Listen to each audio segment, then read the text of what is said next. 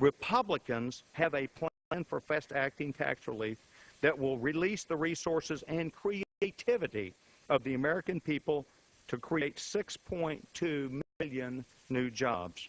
Madam Speaker, I ask my Democrat colleagues, if the American people had the choice between fast-acting tax relief and slow, wasteful government spending, which would they choose? Trust me, a number of Democrats and every single Republican knew the answer on this floor: common sense to vote no. This so-called stimulus bill includes $524 billion in spending provisions, $3 billion in prevention and wellness, including $400 million for STD prevention, sexually transmitted disease prevention, $600 million new dollars to buy new cars for government workers. That'll make sure we don't have to ask for reform out of the big three automakers. We'll just buy them at the current rate. $150 million for building repairs to the Smithsonian, $1 billion for follow-up on the 2010 census that does not even begin until April 1st, 2010, $1 billion for Amtrak, which has not turned a profit in 40 years, $400 million for global warming research, and another $2.4 billion for carbon capture demonstration projects. The list goes on and on and on. The American people deserve to know how their hard-earned tax dollars will stimulate the economy, not government spending to where Washington gets fatter, but those with good explanations so that the American people have confidence not only in Congress, but their own individual member of Congress who casts that vote.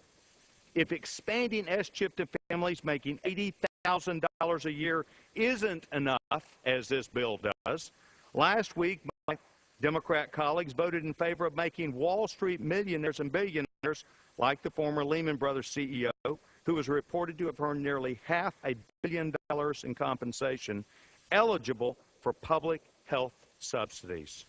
Approximately $100 billion of our friends the Democrats' $1.2 trillion surplus is to bail out for the failing Medicaid program.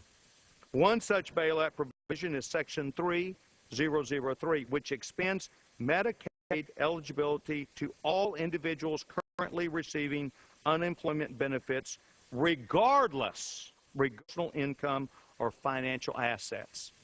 Boy, once again, that standard of common sense and cost effectiveness that my good friend from Colorado talked about is simply not there. Madam Speaker, why are friends of the Democrats trying to force American taxpayers to pay for free health coverage for the very same executives who helped create the financial crisis in the stimulus package able to get this help?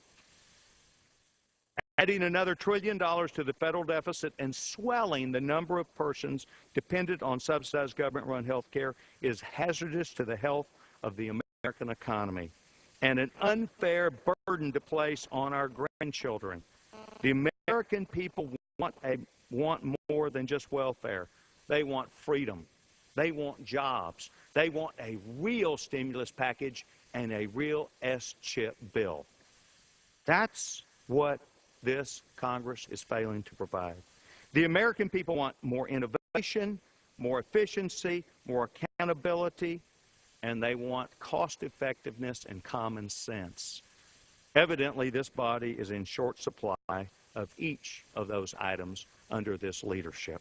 The American people hate wasting government, but our friends, the Democrats, who are the majority party, are spending like never before, delaying even the thought of addressing the underlying programs of the already burdensome Medicaid and SCHIP programs.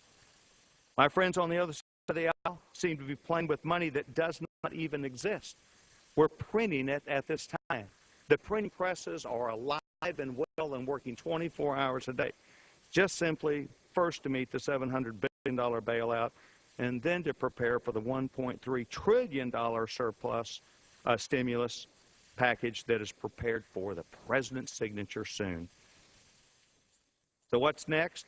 A $32.8 billion expansion of SCHIP. And finally, the massive omnibus, which is expected this week or next. We should be demanding demanding more accountability. We should be demanding cost effectiveness, and we should be demanding common sense. That's what the American people want, Madam Speaker.